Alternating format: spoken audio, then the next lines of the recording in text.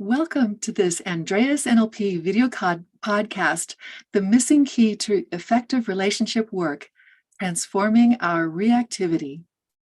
I'm Tamara Andreas, co-author of the book Core Transformation and also international trainer for Core Transformation, the Wholeness Work, and NLP. And I'm pleased to welcome Mark Andreas, also with Andreas NLP, an international trainer and author. He's my training partner for the Core Transformation Coach certification and other trainings. At the end, we'll have a Q&A. So if you have a question, feel free to add this into chat at any time. So Mark, welcome.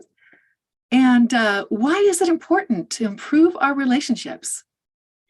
Wow, this is what all of today is about, and I'm really excited to be here with you. And so it's really interesting to look at some of the research. So Harvard has done a study, the Harvard Study of Adult Development, where they've tracked hundreds of people for 80 years. They've been gathering data to find out what can we do to have happy, healthy lives. They've found that close relationships, more than money or fame, are what keep people happy throughout their lives. Not only that, they found having good relationships also predicts physical health. So people's level of satisfaction with their relationships at age 50 was a better predictor of physical health than their cholesterol levels were. And these people who were the most satisfied in their relationships at age 50 were also the healthiest at age 80. So yeah, that reminds us of why it's so important. And of course, I think most of us would probably agree that it's obvious our relationships are important to our happiness, even without a study. So now, what can we do to improve our relationships? And let's start with a question that we get a lot, and that is, so I want to improve my relationship, but what if the other person doesn't want to change? So Mark, have you ever gotten this question? Yes, I have. And I'm guessing other coaches and therapists can relate. So one comes to mind where a prospective client was on a call with me to see if it would be a good fit to do coaching. And she was really upset about how her ex-husband was lying and manipulating her kids to turn against her, and really going on and on about all these negative things that he was doing that sounded really awful. And so at some point I'd said something along the lines of, it sounds really challenging what you're dealing with. And if only we could have him change all of these things, that would be really wonderful. However, it doesn't sound to me like he's going to. So is there anything that you'd like to change in terms of how you feel or react or respond that would help you deal with this challenging situation? Yeah, that makes a lot of sense. And when we feel dissatisfied with our relationships, oftentimes our first focus of attention is how our partner, or in this case, our ex-partner, should change. I wonder if that's familiar to anybody watching. If that other person would just do this, then our relationship would be so much better.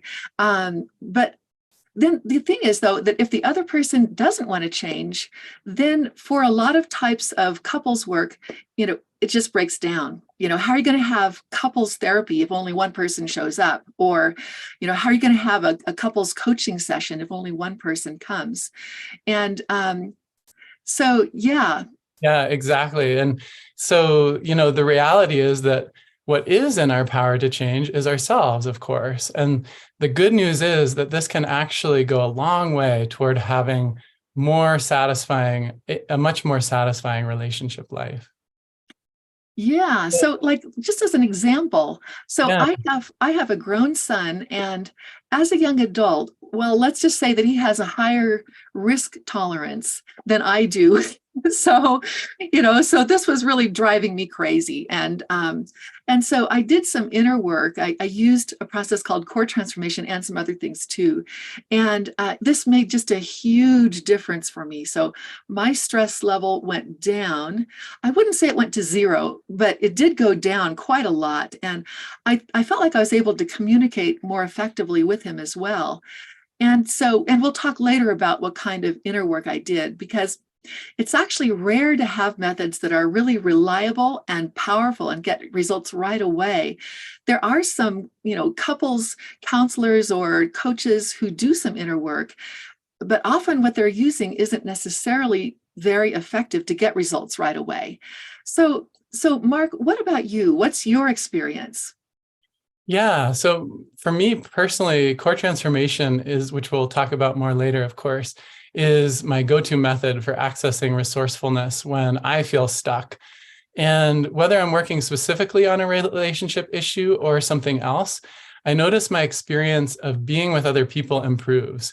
So when I recently did core transformation as a daily practice for a while, the overarching thing that I noticed was more joy and connectedness with the people around me.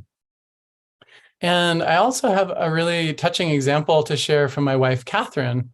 And I actually didn't even realize how profound this transformation was for her until yesterday when I asked her to write it up for this podcast. So I'll read to you what she wrote. She wrote, "When I was 17, I started a 2-year relationship with an unhealthy boy who manipulated me, cheated on me, and convinced me I was crazy, jealous, and unsupportive for questioning him. Unfortunately, I imprinted on him like a little duckling and repeated this relationship pattern in various forms in nearly all my subsequent serious relationships. When I met my now husband, Mark, that would be me, my heart was very fragile and I had terrible anxiety about faithfulness. This trauma haunted me, and it came up between us regularly in what was otherwise a fairy tale romance. I knew that my fear and all the pain were not fair to Mark, but I couldn't figure out how to heal those wounds and move forward with my life. I had already done years of traditional therapy with little to no effect. So when I accompanied him to a CT training in the Netherlands, I knew that was the issue I wanted to work with. So the training was 3 days long, and you start with smaller issues and have your big issue for the full process on the final day. So she writes, I was getting more and more nervous as time passed, and on the final day, I was so worked up that my heart was pounding, my blood rushing in my ears. I felt hot and dizzy. What if it didn't work? So I paired up with a new friend from the training, someone I trusted, and we started the process. I just melted into it. There were many healing moments. Each step in the process felt like a revelation and was healing in its own way. I don't remember all the details, just that a sense of peace and healing washed over me, leaving me feeling more open and secure than I had felt since I was a teenager. That night, I shared it all with Mark, and we laughed and cried together. In all honesty, I expected the effect to wear off after the initial euphoria. I thought I'd be lucky to have a few days free from doubt. And eventually, the euphoria settled into a more ordinary feeling of calm, but the new sense of peace and trust stayed. About 2 months later, Mark and I were engaged. Now, 4.5 years after that CT session, we're married, have 2 children. And while every marriage has its challenges, trust is not one of ours. That issue was well and truly resolved that day in the Netherlands. The old painful memories rarely surface, and they don't hurt when they do. It completely changed my life and transformed my relationships, both with myself and with Mark. So I was just really touched. It brought me to tears yesterday reading that, because of course I knew that she had a positive experience, but I didn't actually really quite realize the depth of it until yesterday. So thank you, Catherine, for sharing that example. Yeah, and me too. I'm also happy to have Catherine in the family, and trust is just so important, such an important part of the foundation of any relationship. So now here's something interesting. So that you probably noticed this, Mark, as well. When we change our responses and start interacting without an emotional charge, sometimes it frees up the other person so that they also start to act in a kinder and more positive way. And as an example, so one time I was working with a father and I helped him change his reaction to his daughter. And his daughter, he said, was just driving him crazy, and he found a lot of her behavior irritating. So then a few weeks later, I asked him, so how's it going? And he said, well, I haven't had a chance to test it out yet because she's been so nice to me lately. And he looked like really surprised. Isn't this weird? And so oftentimes when we change our reaction, then we aren't pushing the other person's buttons anymore. And so they can also easily change as well. Yeah. It reminds me of a time when I had a client where we were working on a trauma issue, and after several sessions, and this was with core transformation, and it worked great for the resolving the negative trauma effects that she was having even many years after the trauma. But what was unexpected is after several sessions, she said to me, this weird things happened. My relationship with my brother has just really improved significantly. And, that was not something that we had worked on specifically. Yeah, and that's kind of thing is just so awesome. And now, of course, if we say, okay, I'm going to change my reaction in order to make the other person change, then that's unlikely to work. What does work though is to say, all right, I'll change my reaction so that I'll feel comfortable no matter what happens. I'll be okay. And then sometimes it doesn't even matter if the other person changes or not, because we can be more comfortable whatever they're doing. And now, how do we do this? If the other person's pushing our buttons, what process can we use to change our reaction? And there are two that we're going to mainly focus on today. First is core transformation that we've already been talking about. And so, Mark, would you tell us a little bit more about what is core transformation? Yeah. So core transformation is a gentle process developed by Connie Ray Andreas for transforming behaviors, emotional responses, and patterns of thinking we don't like. The process feels like being kind to ourselves, and it's a very universal process that gets results with a wide range of people and with almost any life issue. The healing or transformation people experience is sometimes subtle and frequently quite profound. So with core transformation, well-being it becomes something we experience within ourselves.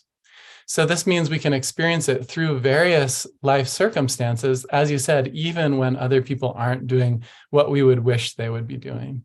Yeah. So, as an example, I worked with a man once who had a significant issue with anger, and this was happening in his business relationship. So, if things didn't go the way that he wanted, he would just blow up.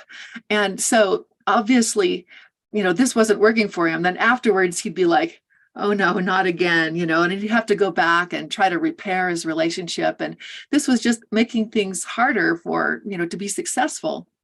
And we just did one core transformation session, and he said it was completely different. It wasn't happening anymore. It was so much easier for him now in his business life. And now, the change doesn't always happen in one session like this, such a dramatic shift. However, core transformation is a very reliable way of getting results, getting change. And research has also backed up the effectiveness of core transformation. There's an RCT trial, RCT that's randomized controlled trial, and this is the gold standard of research. So there's already one RCT that's been published on core transformation, and the results were really impressive. And Mark, I want to say a little bit about this. Yeah. So to make a long story short, the core transformation study included a range of participants from the community. And if we zero in on the subgroup that had the most serious issues, core transformation showed an amount of improvement after one session that was as good as the results shown by some other methods after 13 to 23 sessions. So that alone was pretty impressive. And in fact, the results from core transformation after one session was equal to the very best results from these other studies. So it would take a lot more time to really explain all of that in detail, but suffice it to say, the research data for CT is really strong, for core transformation is really strong. Yeah, and hopefully sometime soon we'll have some time and bandwidth to write really a deep dive article on the research, because there's a lot to talk about there. Yeah. And the other process then that we'd like to share is aligning perceptual positions. And this works in a very different way. And it's very complementary to core transformation. And so with aligning perceptual positions, we're actually working directly with our perceptions. We're literally working with how we see, hear, and feel using some very precise questioning. Then we can easily start noticing things about the way that we input data, we could say, in relationships that's, usually distorted. Sometimes it's even kind of funny. And the aligning perceptual positions process helps us to be clean and to align our sensory input so that then the results can be quite significant in relationships. Yeah, absolutely. And there are three main benefits to aligning perceptual positions. So one, with a difficult situation, it gives us a way to review what's happening from a place of neutrality or objectivity. And this is already extremely helpful. We aren't in that fight or flight response anymore at all. And from this neutral place, we have access to more wisdom, more clarity. It's like we can be our own wise consultant. Then the second benefit in phase 2, we're guided to an inner alignment where we can be more fully present in the moment. So we're able to get access to more clarity about what we want and need in the situation and what we want to express to the other person or people. So we discover how to express ourselves with greater authenticity. And then the third benefit in phase 3 of the aligning perceptual positions process, we gain more empathy and understanding for the other person. And this often helps us express our point of view even more appropriately and effectively. So all of this happens pretty quickly with this process. Yeah, and I'd like to share some examples of this. So I had a client that I worked with, and her issue was that she was taking care of other people's needs too much, and especially people that she cared about. And so her own needs were really getting kind of lost. And so with aligning perceptual positions, after one session, she reported that it had changed dramatically. I think the next session we worked with something else. And so she was able to balance her own needs with that of others. And so then there's another client that I worked with, and his complaint was that he felt that his own communication was sometimes arrogant and he didn't like being that way. And so we did aligning perceptual positions with this. And after one session, he said he was able to communicate in a way that he felt good about, that he didn't consider to be arrogant. So again, it changed in just one session. Now, I've used aligning perceptual positions myself. And one area that I've used it quite a bit is in preparing for a meeting with someone where I'm thinking it's going to be awful, basically. So one time, a few years ago, I was going to meet with somebody about something she wasn't happy with. And this was a person that I considered to be like really critical of me and also just in general. So I'm like, oh gosh, would I rather have this meeting or maybe just tear out all my hair, So I was really dreading this. And then I did aligning perceptual positions to prepare for the meeting. And that made just such a shift that I could go into the meeting feeling resourceful and really quite calm. And the meeting actually did go fine. Then there's another situation that came up later, and it was a little different kind of thing, but I was also going to meet with somebody. I was feeling really, really nervous about it. And I was thinking that things weren't going to go well. And this time I did both core transformation and also follow that up with aligning perceptual positions. And it was just a huge shift. And the main thing that I remember was that my whole goal changed. So before doing this, my goal was I just wanted to get my points across. Okay, this is what I want to make sure and get my points across, right? But after doing this work, actually, I was really in a place of being ready to listen to the other person. And that's what was really appropriate. And that's what I did most of. I think that in the end, I did also communicate my points better than I would have. But I was also just sensed myself being more open, compassionate for the other person. Whereas before doing this inner work, that just wasn't there at all, so it was a really big shift for me. So I find that for me, when I'm preparing for conversations where I'm, in advance, I'm just dreading it and expecting it to go badly, that doing aligning perceptual positions, or maybe also core transformation with aligning perceptual positions, makes a huge difference. And of course, that doesn't mean that the other person's going to do what I want them to. You know, it's nothing about that. It's really about me being okay with whatever happens and however it goes. And then that can also allow, my communication, I think, to be better than it otherwise would be.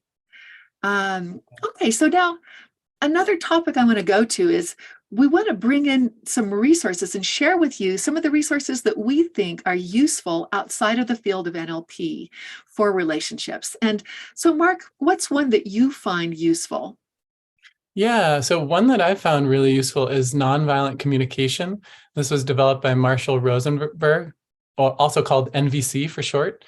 And the only problem with it, as useful as I've found it, is that in challenging situations, people are usually very reactive, as you were mentioning. That makes it difficult. So it makes it difficult to use something like NVC, a useful communication technique. If we're starting with reactivity, then saying the quote right thing is hard. And even if we succeed, our voice tone, our facial expression say much more than the words. And so if we're feeling reactive on the inside, it's going to come through and often speak louder than even if we're saying all the quote right words. So, of course, when we're no longer reactive, it makes it easy to use a method like NVC, like nonviolent communication. And from a non-reactive place, also, it doesn't even matter quite as much what words we use because there's so much benefit coming through just being at that resourceful place. So we'll share some links on these resources later, including a blog post that I wrote, which is my simplified version of NVC, which I find that it's more user-friendly and we're less likely to run into trouble with that. Okay, awesome. And by the way, I also found NVC to be very, very useful. So, and then another resource, the Gottmans. John Gottman has spearheaded a lot of research, just a ton of research on couples. And you can look up the Gottman Institute to find a bunch of free stuff. And so what they were looking at is it's studying the behaviors of couples to identify what are the behaviors that they have when they're interacting together that can predict, is this couple going to last? Or is this a couple that is doomed to failure, that is doomed to demise? And they came up with some really interesting stuff that, I think when you hear it, you'll find it's also kind of intuitive. They came up with what they call the 4 horsemen of the apocalypse. Like these are the signs of doom for the relationship. And the first is criticism. And that's not just like giving feedback about something I don't like. It's really blaming the problems of the relationship on the other partner's personal qualities. And then is contempt. And this we could say is criticism on steroids. And so it's going to insults, name calling, and even disgust towards the other person from a position of being superior. And they say from their research that this is the most corrosive of all of these 4 horsemen of the apocalypse. And it destroys not only relationships, it also affects the listener's immune system. And they've studied this, they've documented this. Then the 3rd horseman is defensiveness, which is often a response to criticism or what's that other one? Contempt. That's right. Yeah. And so defensiveness is not being willing to take responsibility for mistakes. And so going into a victim mode or a counterattack or something like that. And then stonewalling is the last one. That's actually just shutting down in the middle of a conflict, becoming like a stone wall. And what they found with the research is that when somebody is stonewalling, what's going on the inside is they're in a fight or flight response. Yeah. It's so interesting. So the Gottmans have just really good information about what works, what doesn't work in relationships. And again, the only thing is, it's so much easier to do what works if our reactivity is transformed. It's just like night and day. And so that's really what we're here to talk about. Yeah, totally. And the Gottmans agree that if somebody goes into a fight or flight response, then there's just no point trying to do anything. They're not going to get anywhere until that calms down. And I have to say that looking into their materials, I think they do a lot of really impressive work with couples and helping them learn how to communicate without triggering themselves, without triggering each other, we could say, at least not as much. And at the same time, as I'm reading this, the thought that keeps occurring to me is that, wouldn't it be easier to just transform the reactivity? Because, it's kind of like trying to navigate through a minefield. And if we get really skilled, then we can plot a course together through this minefield without getting blown up, or at least not as much. And that's a really big improvement. But wouldn't it be better if we could just you know, defuse the mines in the first place, so that then we Totally. can, yeah, then we could just move easily through this terrain together and not get blown up, and probably feel a lot better as well. Yeah, yeah, I love that metaphor. I think that's perfect for it. Yeah, for me, it's just what, I think it fits really well. I have to admit, I got it from something somebody else said recently, about a relationship issue that she was having, and I think it's just so true. Oftentimes in these difficult relationships, Yeah. um, and so now we've talked about some types of issues that are important to change in general. And then the next question is, what issues are most important for me to change, for each of us? What's most important? Yeah, absolutely. And so it can be helpful to do a relationship check here. And so I invite you all to think about your partner or a family member, someone you'd like to explore this with, one of your kids, could be anyone. And think about a few of the difficult times you've had when things weren't going so well with this person. Just take a few moments to think of someone like this that you'd like to explore some of these checks with. So the first thing to check, do I sometimes feel judgmental of this person or scornful of them? Do I have times where I know I'm right? Most of us do have times like this. I know I do. Yeah, and you Sure. know, it might be helpful also to think about how the other person might experience us. Yeah, And yeah, as an example, I definitely don't like to think of myself as being judgmental of others. But recently, I got feedback from my husband that he felt like I was talking down to him. And at first, I was like, oh, no, not me. That's not what I do. However, it's something I need to pay attention to coming from him, even though it really isn't how I want to think about myself. yeah, I completely agree. And I've gotten that exact same feedback from Catherine. And, I just thought I was giving useful tips, but paying attention to that. And, it took me a little while, but when I did finally, that has really been huge for our happiness. So the next thing to check for, do I feel one down or unworthy? So do I feel embarrassed or afraid the other person will notice I'm deficient in some way? So both of these stances will keep us from real intimacy and connection. And in our experience, these are high priority for transformation. Yeah, and core transformation, and it's one thing to notice it. Oh, I'm acting in a one-up way or in a one-down way, and it's another thing to have an easy and kind way to transform it. And core transformation and also aligning perceptual positions are just great for this. Yeah, absolutely. So back to the relationship check. So thinking about this relationship, whichever relationship you're thinking of now, so we can notice, do I have any anger or frustration? And this can be another important area to explore and transform. Then we can also check, does the other person sometimes do things that make me feel afraid, anxious, stressed, worried, or insecure, or nervous in some way? And that's high priority to resolve as well. So feeling safe and secure is a great foundation for any relationship. And finally, we can check, are there times when it's hard to just apologize and say, I'm sorry? So if an example comes to mind, then ask, what stops me from accepting responsibility for my mistakes? And whatever that is, that's a key area for change. And I have an example to share. When I was leading wilderness therapy trips for a wilderness therapy company, what I found was apologizing was incredibly helpful as a leader of teenagers that didn't want to be there.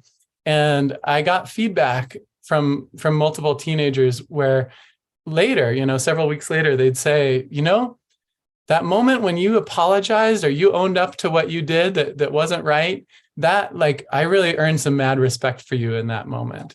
And so, sometimes I would apologize for things I didn't even do because it was just so much easier and more powerful to show, be an example of what I wanted to see, of course, was for them to also be able to take in feedback and be able to change. Yeah, that's awesome. And I think, these things can even work in very challenging situations like, like Mark had with troubled teens who didn't want to be there. That's got to be one of the most challenging relationship situations. And, it's such a blessing to be able to go beyond just defining the problem to knowing we actually have a solution and it works. And that's what we can do with core transformation and aligning perceptual positions. And yeah, so now back to relationship resources. I also checked with Connie Ray. What does she recommend?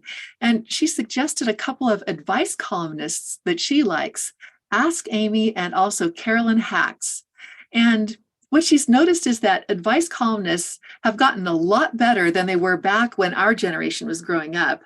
And these two are among her favorites. And she doesn't agree with everything they say, but one thing she thinks that they're especially good at is helping people sort out what's my business? What can I do something about? And what isn't? And so interestingly, this can then understanding this can reduce the number of problems that we deal with because, okay, I don't need to deal with that because it's not even my business. And we can then focus our attention on things that we can change. Yeah, absolutely. And that was really the number one thing that I found most useful when I was in that wilderness therapy context where, okay, here are people who are not interested in change, not interested in being here. Okay, what do I do? They're basically adults. I had very little power. So how can I be an effective leader in that experience? And one of my favorite quotes on this topic is from the Greek Stoic philosopher Epictetus, who wrote, "There's only one way to happiness, and that is to cease worrying about those things which are beyond the power of our will." Yeah. And, it's just amazing how empowering it can be to realize what we don't have power over. Definitely. Yeah. That's such good advice. And, again, with these advice columnists, it almost always would be a lot easier for someone to carry out the advice if they had a good method of inner work. So, Absolutely. yeah. So, as an example, Connie Ray was sharing with me once somebody who wrote into one of these columnists and said, and as a grandparent. And so they were talking about these problematic grandparents who try to micromanage their children and how their children are parenting their kids. And, and funny thing, their kids don't really appreciate being micromanaged. And so then they end up being really shut out of their children's and their grandchildren's lives, and which is a horrible thing. And so the advice is, apologize to your children, own it, own what you've been doing, and which is great advice. And then stop micromanaging. Well, that can be easier said than done. And, if somebody is compelled to micromanage their children's parenting or, their grandchildren's lives, that's coming from a place of wanting the best for their kids and their grandkids. And so, so basically, if I'm just trying to stop doing it, I'm just kind of shutting down that part of myself and like, okay, I'm going to bite my tongue and I'm not going to say anything. Well, that might make it possible for me to have a relationship with my kids. But wouldn't it be better if I could instead, get in touch with where this is coming from, get in touch with this inner part of me that wants the best for my kids and my grandkids, and then somehow actually meet the needs of this inner part of myself, so that, then I can really be at peace with my kids, with my grandkids, instead of feeling this sense of being compelled to try to run things and having to bite my tongue. Then I don't have to bite my tongue because I'm in a state of peace, and it's easier to accept my children, my grandchildren as they are. Yeah. So yes, I just think that that's, having an inner method of healing that really works is just, it makes it then so much easier to follow through on this good advice that we can get. Yeah, absolutely. Absolutely. And so, by the way, speaking of advice, as coaches, we're rarely in a position of giving advice. So usually after transforming the issues, our clients come up with the solutions that are best for them without our help. Occasionally, though, it can be helpful to offer something as a brainstorm idea. And when I do this, rarely, I always offer it as like a possibility or a choice, or hey, what about this idea? And so, for example, I had a client recently where there was a lot of relationship stress around money, and I know that's a common one. And basically, his wife handled money very differently than he did, and she wasn't interested in changing or trying out couples counseling or taking any kind of advice. And so he was really feeling at a bit of a loss here. And of course, we were doing the inner work, and yet there were still some things that just weren't working on a practical level for them. So I asked him, well, I wonder if it would make sense just to totally split your finances legally and practically, just totally split them so that you do whatever you want with your half. She can do whatever she wants with her half. Like, what do you think about this? And so he gave it some thought, and he presented it to her, and they went through with it. And he said, like, oh my gosh, he said, I don't know why I didn't think of that myself, but it is just amazing now. Like, I just feel so much freedom, and I'm already doing what I want with my half, and I could care less what she does with her half. And it's just been such a benefit to both of them. And I think at one point I joked about, like, I'm guessing you'd rather split your finances than keep your finances together and you guys split. So that was really, really helpful for him in that case to have a little suggestion, along with, of course, the core transformation work that we've been doing has been huge for dissolving his frustration, anger, and transforming those issues, which of course are so integral to it as well. I'll bet so. I'll bet that the groundwork you did with core transformation then really allowed him to implement this advice, implement this separating the finances in an easier way. I would bet so too. We can never run things back the other way and say, okay, let's try that again. And this time we won't do core transformation. We'll just separate the finances. We can't do that kind of testing, but for sure, our experience over and over again is that it makes it so much easier to do what sometimes we already know what would work. Yeah, absolutely. And he's somebody who's gotten just like huge shifts with core transformation on lots of different issues that we've worked with. So for sure, that's made a huge, huge impact. Yeah. Right. So now, Mark, we've talked about transforming our reactivity, and so that we aren't an emotional minefield and we're not going to overreact to things. However, is there anything that we wouldn't want to tolerate? Yeah, definitely. So if someone's in a situation where they're dealing with violence or abusive behavior, then it's not just about transforming our emotional reactivity, obviously. Safety is really important. So the place to start might be to make a plan to ensure physical safety. And how to do this is beyond the scope of this talk. And if anyone is in a situation of potential violence or abuse, we encourage contacting the National Domestic Violence Hotline. The phone number is 800-799-7233. So again, that's 800-799-7233. And the website is thehotline.org. And they're trained to help in this kind of situation. So just because we can transform our reactivity doesn't mean that we'd want to tolerate abusive behavior. In fact, when people do core transformation, they usually feel more clarity about how they want to be treated. And they know they want to be treated with kindness and decency and respect. And they can more easily ask for that and let their partner know how they'd like to be treated, but not from a place of blaming their partner or saying their partner did everything wrong or that sort of a thing. More from a place of equality. And also can have more clarity about, if this is a situation where, hey, this is not a fit for me, this doesn't make sense, and I need to leave this. So, and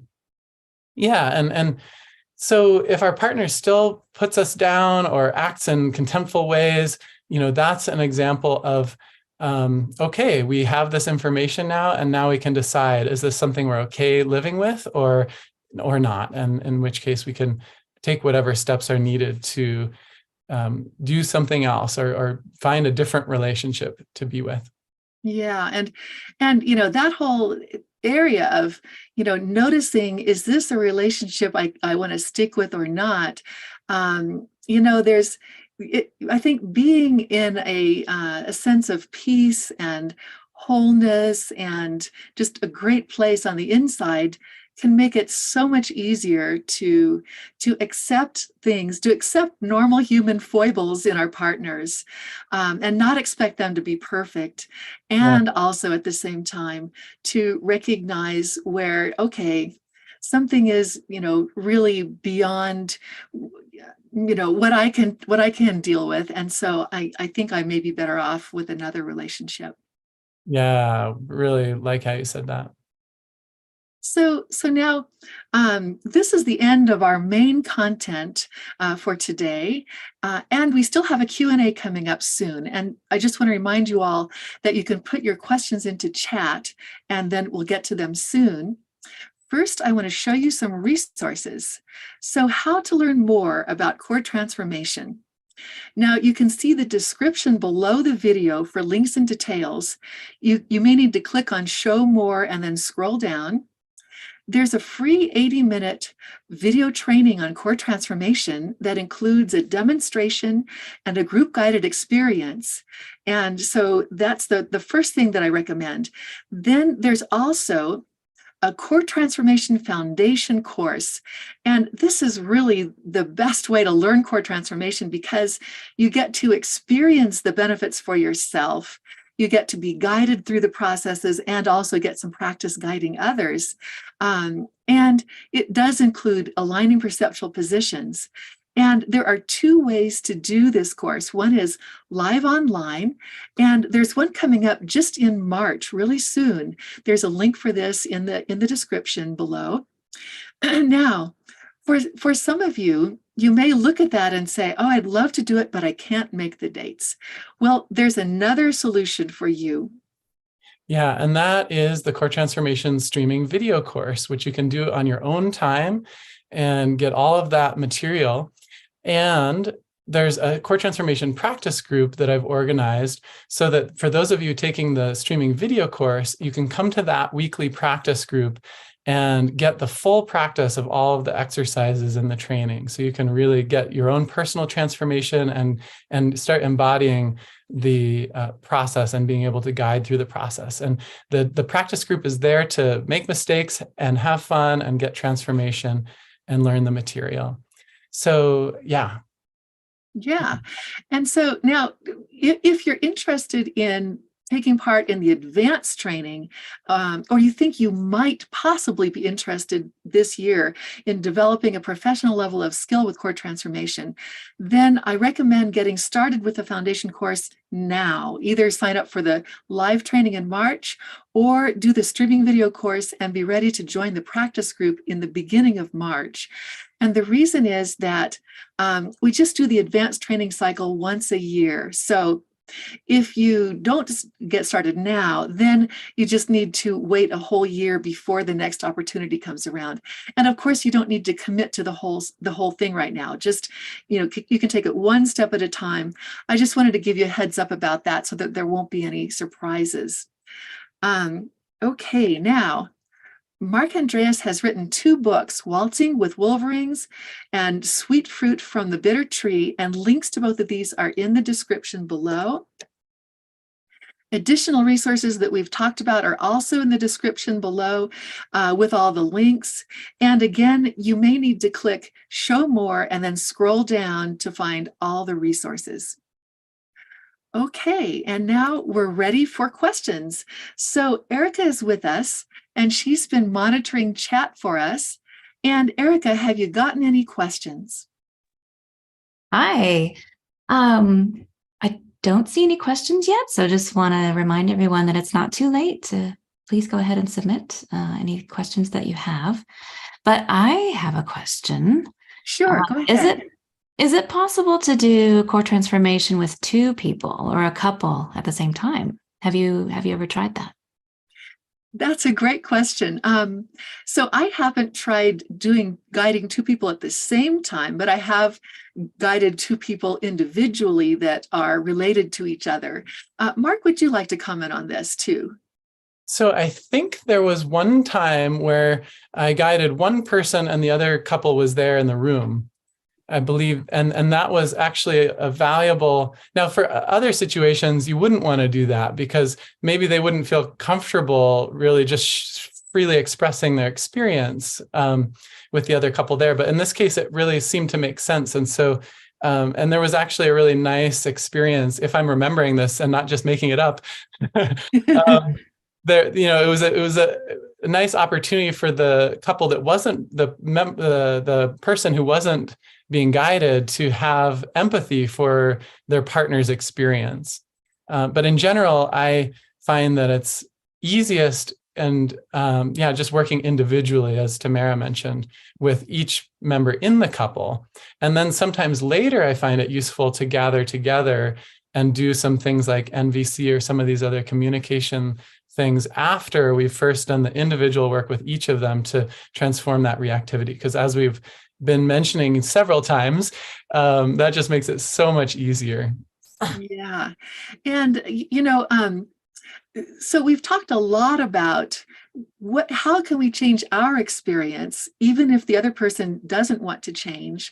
I'll just mention that in case the other person does, if both members of a couple are interested in changing and they're both interested in core transformation, that can be really amazing. There's a client that I've worked with, and both she and her husband, now her husband, or her partner at that time, loved core transformation. And they both would do it. If something came up in their relationship, they were like, oh, let's do core transformation on this, and she said they even did it on their wedding day, now they're married. And so core transformation has made a huge difference for their relationship. And I think their marriage is really strong, partly because of who they are as people. And, they found each other, they found great partners. And also, that they continue to do their inner work and they have something that really works. Yeah. Now, if questions aren't appearing in chat, I think it's possible that YouTube has changed something about how the chat works.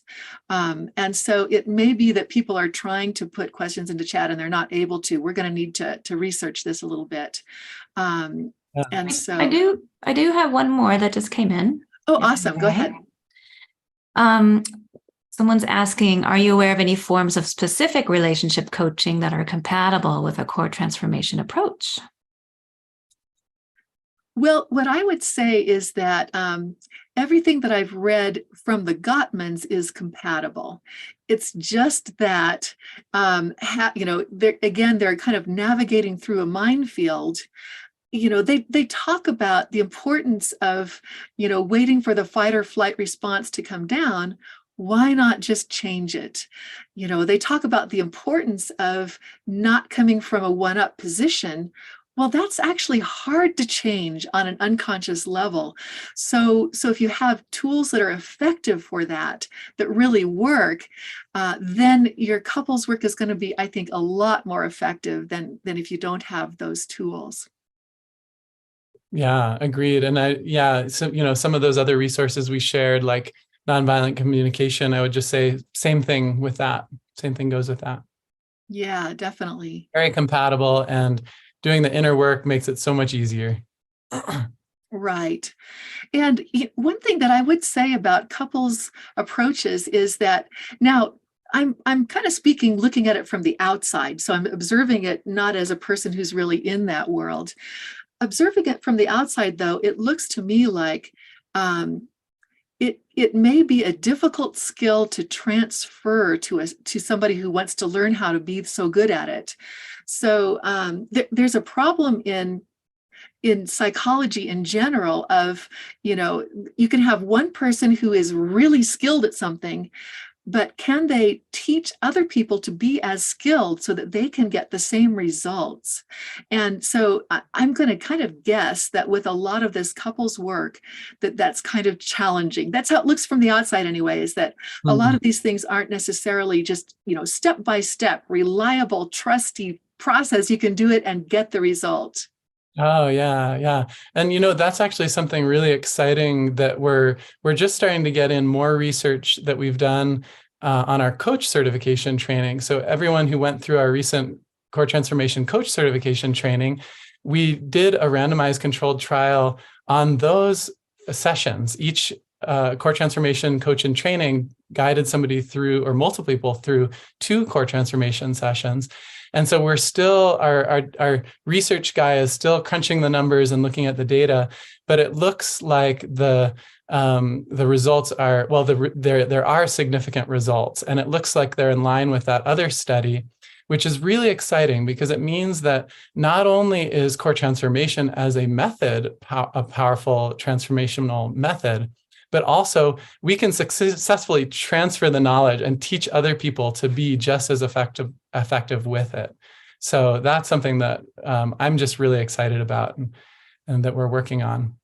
Yeah, and this is our 3rd year of gathering data through our coach certification training, where, Mark and me and Connie Ray, we didn't do any of the, the intervention work. It's all our students doing it, and we are getting significant good results each time, each of these years. It's just this last year is the first RCT format. Yeah, yeah. Okay, and Erica, has anything else come into chat? Hi, yes, we've had a few more rolling in. Oh, awesome. Great, it's working. It's definitely working. That's great, everybody, that you're chiming in. Is core transformation effective for aloneness or lack of intimacy and not loneliness, or having no partner or family who live nearby? Yes, yes, it is helpful for this. And the first question that I would ask if somebody came to me with this is to ask, so what is it that you're noticing in your experience that you want to change? So is there a way of thinking? Is there a feeling? Is there a behavior that you want to change? And or what stops you from taking action to connect with others? So one of those 2 questions would be my starting point on that. Agreed. Yeah. Go ahead then, Erica. Is there another question? It sounds like you have several coming in now. Yes, let's see. Do you ever use CT on physical pain experiences, like back pain or shoulder pain? So, yeah. Well, Mark, would you like to comment on this or? I haven't seen that. I haven't had that very often with clients. So I'm trying to think if there's been something, but if you have something to share. Yeah, so this isn't where I would go first necessarily with pain. However, we have gotten some feedback about it. So a few years ago, and I wish I'd kept track of this, but somebody at the end of a core transformation course on the feedback form said that it made a big difference for them in their experience of physical pain. And so it can. Then, pain can be a health issue, in the greater category of health issue. And we do a whole segment on working with health issues in our advanced training, and we have gotten feedback from people who've gone through our training that it helped them with. There's somebody who had an issue with her back, And core transformation was a major part of moving past that. Yeah, and actually that just reminds me, recently when we were doing the research, one of the coaches had a really major back pain issue come up. And she mentioned that she did core transformation, and it wasn't the only thing that she did, but she found doing core transformation was really helpful, and particularly helpful in her being able to have less stress and more relaxation, which of course is helpful for healing, and also helped her tune into some things, as I remember it, that maybe she wasn't quite noticing before, that were useful to notice and ultimately resolving it. And there's a person who came through our coach training who specializes in helping people deal with migraines and other headaches. He said that core transformation is one of the most effective methodologies that he's come across for that. And now dealing with health issues, we never know what all the causes might be. There might be some kind of physical cause, and we can work on our end of it, on the mind body end of it, to enhance, to allow our body to apply our healing resources, to allow our healing resources to work in the best way that they can. Yeah. Yeah, so tune in for the advanced training. We have a whole unit on working with core transformation and health. Yeah. Erica, is there another question?